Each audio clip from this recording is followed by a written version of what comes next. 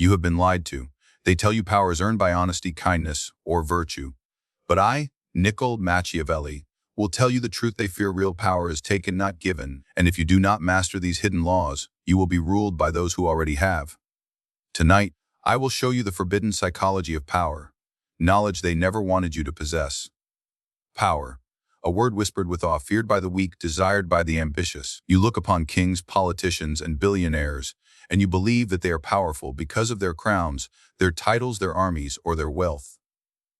But you are deceived. You are blinded by the illusion they carefully craft for you. The truth is far darker, far colder, and far more dangerous. Power is not found in golden thrones or in heavy purses of coin. It is not written in bloodlines nor ordained by heavens. Power is an illusion, mask worn to manipulate the minds of the many, and those who understand this illusion rule the world. Consider this: the majority of men follow symbols, not substance. They kneel to the crown, not to the man who wears it. They obey the uniform, not the soul beneath it. They trust the wealthy merchant, not realizing that his fortune may be nothing more than borrowed gold. What you see is not what is. The masses crave an image to worship, a figure to submit to, a myth to believe in, and so the true player of power crafts illusions to capture their devotion while hiding his real strength in the shadows. This is why so many who look mighty are fragile, and why so many who look weak are the true masters. Ask yourself how many rulers in history have lost everything the moment their illusion shattered. Consider the emperor who paraded his armies as invincible, only to crumble when his soldiers deserted him. Consider the wealthy lord who boasted of endless riches, until one bad harvest revealed his vaults were empty. These men built their power on sand, on appearances, on the fragile belief of others. They were victims of their own illusion. But the reality of power is far different. Power does not reside in crowns or castles, but in control over human psychology. It is not wealth itself that makes a man powerful, but the perception of wealth. It is not armies that win wars, but the belief that those armies cannot be defeated. The illusion gives birth to obedience, but the reality is what sustains it. The wise ruler understands this distinction. He uses the illusion to charm the many, but he builds his reality in the shadows, where only he can see the full extent of his control. You may think power is strength, but strength without strategy is wasted. A lion may terrify, but a hunter with a spear will bring it down. You may think power is wealth, but wealth without cunning is a prison, for the rich man becomes a target for wolves sharper than he. You may think power is love, but love without fear is fragile, and it vanishes the moment it is tested. Do you see now? All these things, strength, wealth, love, are illusions, tools to craft appearances. The reality of power lies in the hand that arranges these illusions, the mind that bends them, the will that dares to manipulate them. Take, for example, a ruler who wears humility like a cloak.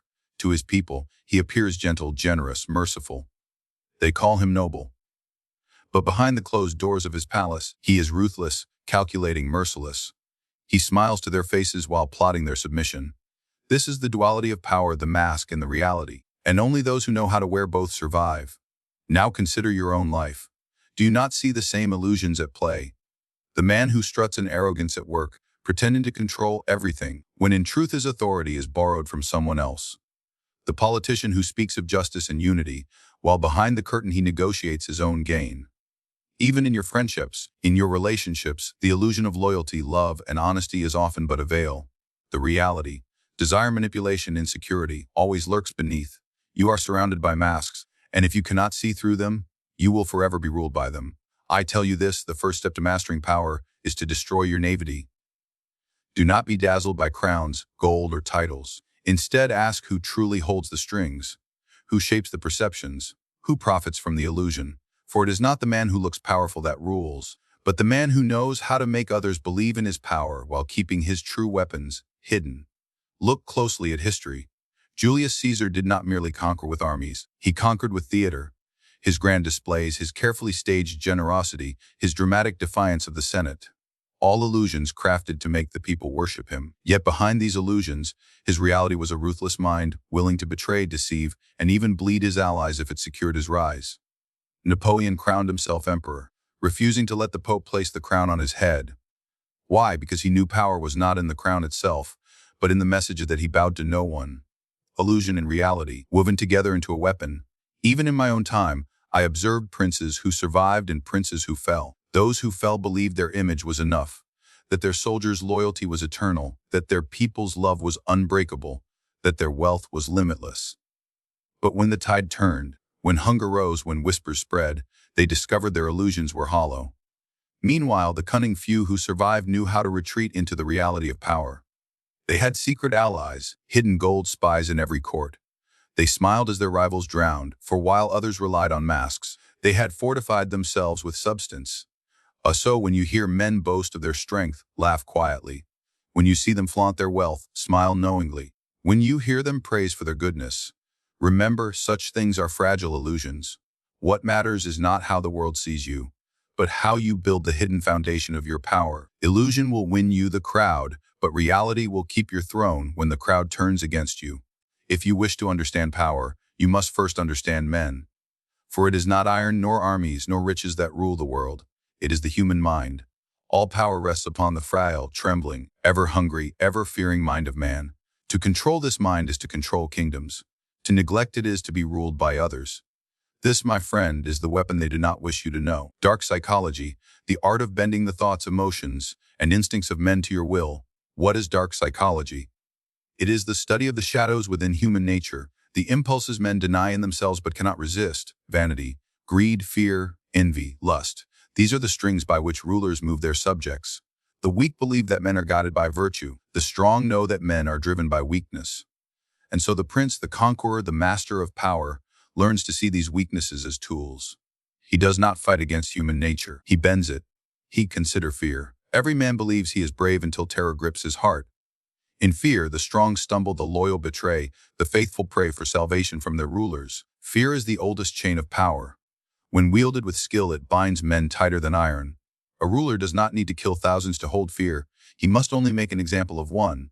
One punishment, one act of merciless justice, and the rest will obey. Fear spreads faster than swords. Fear governs without an army. But fear alone is not enough, for too much fear breeds rebellion. A wise ruler understands balance. Men must also desire him, and so he uses vanity, feeding them the illusion that by serving him, they are elevated. He praises their loyalty, their bravery, their importance. He gives them festivals, parades, tokens of recognition. He gives them dreams of glory, convincing them that their fate is bound to his. In truth, he cares little for their dreams. He simply understands the secret men are slaves to their vanity, and by flattering it, you chain them willingly. But dark psychology also reveals the hunger for belonging. Few men can stand alone. Most crave to be part of a tribe, a cause, a collective identity greater than themselves. The cunning ruler creates this illusion of unity, convincing his people that they march as one under his banner. He gives them symbols, songs, enemies to hate. He whispers that to betray him is to betray their brothers, their ancestors, their homeland, and thus, men who never die for themselves will gladly die for an idea planted by their master. Then comes manipulation through desire. Man is never satisfied. He always longs for what he does not have. Power is gained by controlling this longing. Offer him just enough to taste victory, but never enough to be fulfilled. Keep him chasing, and he will forever depend on you. The merchant sells him the dream of wealth. The priest sells him the dream of salvation. The ruler sells him the dream of destiny. But all of it is bait, designed to keep him enslaved to desire. Do not think dark psychology is cruelty. It is necessity. Men do not obey reason, they obey their emotions. You may present the truth, yet they will ignore it for the comforting lie. You may offer wisdom, yet they will choose the sweet poison of flattery. The masses are children who hunger for stories, symbols, and illusions. The master of power is the one who gives them these illusions, all while keeping the truth hidden. In my time, I observed princes who understood this weapon well. The ones who endured were those who could play upon the weaknesses of men as a harpist plays upon strings. One prince ruled not by gold, for he had none, but by whispering fears into the hearts of his rivals, making them destroy each other. Another secured his throne not through armies, but by appearing as the chosen savior of his people, exploiting their need to believe in miracles. Yet another bound his generals by filling them with pride, convincing them that their victories were eternal, while he quietly prepared replacements for the day their pride consumed them. These men did not fight with swords. They fought with the minds of others. Even now, centuries later, you see the same game.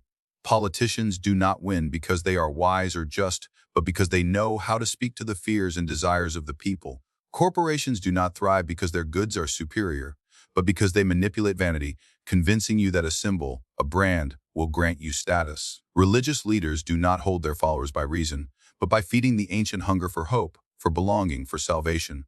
Every field, every throne, every stage, dark psychology governs them all.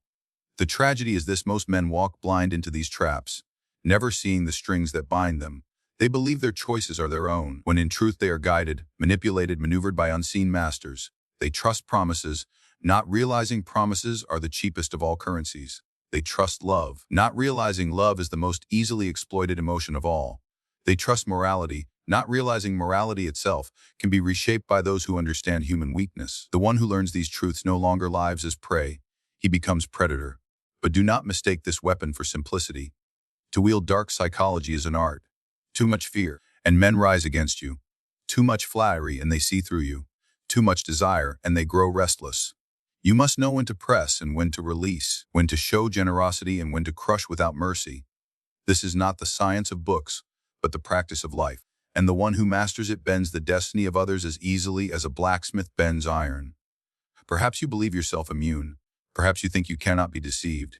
But ask yourself, how many of your decisions have been born from fear, from vanity, from envy, from desire? How many times have you thought you chose freely, when in truth someone else lit the fire in your mind? You are not free until you learn to see the strings. You are not powerful until you learn to pull them. This is the unspoken weapon, hidden from the weak, feared by the rulers, and mastered only by those who dare to look into the darkest corners of human nature. There exists a book of laws, though it is not written in scripture, nor taught in your schools, nor whispered in your churches. It is not a book of morality, nor a guide to virtue. It is a map of power, a codex of strategies that kings, generals, and merchants have used for centuries to rise above the masses. You may know it today as the 48 Laws of Power, but in truth these laws have existed long before they were written down. They are as old as the ambition in a man's heart, as eternal as the struggle between master and slave. Why are these laws hidden? Why are they branded dangerous, manipulative, immoral? It is because they strip away the illusions that rulers want you to believe. They show you that power does not come from honesty, kindness, or fairness, but from deception, cunning, and calculated cruelty. They reveal that the game of life is not played on equal grounds. Those who know these laws move unseen, while those who ignore them are destined to serve, to be betrayed, to be devoured. That is why they are forbidden. The weak must be kept ignorant, so the strong may rule. Think carefully. If all men knew the art of manipulation, would kings remain kings? If every subject could read the strategies of domination, could empires endure? No, for power rests upon inequality. The few who know the laws thrive, and the many who are blind become their tools. That is why priests preach virtue, why teachers praise obedience, why rulers condemn ambition. They do not wish you to see the world as it is. They wish you to remain tame, believing in fairy tales of justice and fairness, while they practice these laws behind closed doors. One law whispers, never outshine the master. How many careers, how many lives have been destroyed because a man thought his brilliance would be rewarded? He dazzled his superiors, he showed his strength too soon, and instead of recognition he received exile, betrayal, or death. Those who rise too visibly invite envy, and envy is the deadliest poison. The law teaches silence, disguised subtlety. It teaches that to survive in the court of power, one must bend low until the moment to strike has ripened. Another law declares, conceal your intentions. The fool speaks of his plans, exposing his hand before the game has begun. He delights in his cleverness, thinking others admire him, when in truth they plot against him. The master of power speaks little, cloaks his designs in confusion, and lets others underestimate him. His rivals chase shadows, never seeing the knife until it is already at their throat. Such wisdom is not found in holy books. It is the secret language of rulers. Then there is the law of absence and presence. The ignorant cling too tightly, drowning those they seek to control. The wise ruler knows that scarcity increases value, that silence creates curiosity, that retreat can wield more force than constant presence. The great seducers, the feared tyrants, the legendary leaders, each understood this law. They gave just enough of themselves to inspire loyalty, then withdrew to let the hunger grow. When they returned, they were worshipped as gods. Consider also the law of reputation. A single reputation carefully crafted can achieve what no army can. A man feared for cruelty often needs not punish at all, for the fear itself governs in his stead. A man praised for generosity may commit 1,000 betrayals, yet the illusion of his kindness shields him. Reputation is the armor that protects, the sword that strikes, the shadow that magnifies. To neglect it is to walk into battle unarmed. You begin to see the pattern, do you not? Each law is not a suggestion but a survival mechanism. They are not ideals, they are weapons. To ignore them is to walk naked into war. To master them is to walk clothed in armor, wielding daggers unseen by your enemies. And yet, these laws are condemned as evil, manipulative, immoral. Why? Because morality is the chain by which rulers keep their subjects obedient. If men believed manipulation was natural, if they accepted deception as wisdom, then the ruler's monopoly on power would crumble. The very existence of these laws proves that the world is not fair. The knave man who plays honestly, who believes loyalty will be rewarded, who thinks truth will triumph, is nothing more than prey waiting to be devoured. History does not remember the honest merchant who lost everything. It remembers the cunning merchant who deceived rivals and became a dynasty. It does not remember the general who trusted allies and was betrayed. It remembers the general who struck first, betrayed before being betrayed, and carved his empire into the world. Power remembers only the victors, and the victors obeyed these laws. Do not imagine that such laws are relics of the past. They are alive in every boardroom, in every palace, in every election. The politician smiles and speaks of unity, yet he is practicing the law of selective honesty, offering small truth to disguise greater lies. The CEO who seems humble before his board is obeying the law of playing the perfect courtier, bending to egos until he is untouchable. The celebrity who vanishes at the height of fame, only to return with greater glory, is practicing the law of absence. Every arena of power obeys these principles, though the masses are too blind to name them. If you wish to be free from manipulation, you must first see these laws in action. Study the friend who flatters you. Is he practicing the law of appearing weaker than you, so you do not see his ambition? Watch the rival who praises your ideas. Is he planting seeds of control, so you defend him later? Observe the lover who withdraws suddenly. Is she obeying the law of absence to make you chase her? Power is everywhere, and these laws are the grammar of its language. But be warned, once you learn these laws, you will see the world differently. You will no longer look at kindness and take it at face value.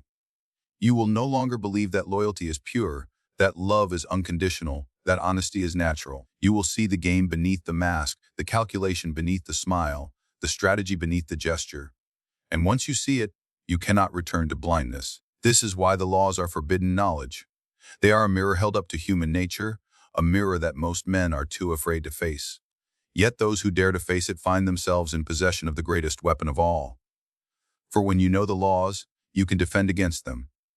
When you master them, you can wield them. And when you live by them, you step beyond the illusions that enslave the masses. The rulers of the past knew them by instinct. The rulers of today practice them in silence, and the rulers of tomorrow will be those who dare to claim them openly. You have now seen illusions for what they are. You have glimpsed the hidden weapon of psychology. You have heard of the forbidden laws that govern power. But I must give you a warning, one that few are prepared to hear, and even fewer are prepared to obey. Power is not a game of fairness, nor of morality, nor of kindness. It is a game of shadows, of daggers concealed beneath robes, of smiles masking betrayal. If you enter this game with noble intentions, you will be destroyed. If you cling to virtue while others wield cunning, you will be devoured. The world does not reward saints, it rewards survivors. Do not be deceived by those who preach morality while clutching daggers behind their backs. Every ruler, every king, every emperor who has endured not because of virtue but because of strategy. They may appear merciful, but their mercy is calculated. They may appear just, but their justice is convenient.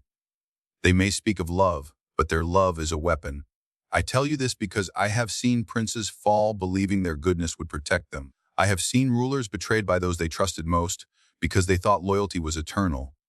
And I have seen men of no virtue at all, cold as stone, rise to heights unimagined, simply because they understood that power bends to cunning, not to kindness. This is the warning: if you would master power, you must abandon the illusions that society feeds you. They tell you to be honest, but honesty will be used against you. They tell you to be loyal, but loyalty is a leash placed around your neck. They tell you to be kind, but kindness without calculation is weakness displayed before wolves. The world you live in is not a marketplace of virtue. It is a battlefield of ambition. And on this battlefield, those who cling to virtue as armor are the first to be cut down. Look at history, and you will see this truth carved in blood. Julius Caesar was adored by his people, generous in spirit, merciful to his enemies. But what did his mercy bring him? 23 stab wounds on the floor of the Senate. His killers were not foreign enemies but his closest allies, men who dined with him, who praised him, who swore loyalty to him. His kindness made him vulnerable, and his vulnerability ended in ruin. Contrast this with his heir, Augustus. Augustus learned from Caesar's death. He wore the mask of mercy, but beneath it he was merciless. He eliminated rivals in silence, one by one, until no blade could strike his back. The people loved him as a savior, but behind the mask he ruled with iron. Who survived longer? The merciful or the merciless? Consider too the fate of emperors who trusted love. Many believed that love of the people would keep their throne safe. But love is fickle. Love shifts with the winds. Love vanishes when hunger rises or enemies whisper. The crowd that worships you today will tear you apart tomorrow if another figure captures their adoration. Fear, however, does not vanish so easily. Fear endures when love has died. This is why I once said it is better to be feared than loved, if you cannot be both. For fear is a fortress, while love is a marketplace. You cannot build a throne on the shifting sands of affection.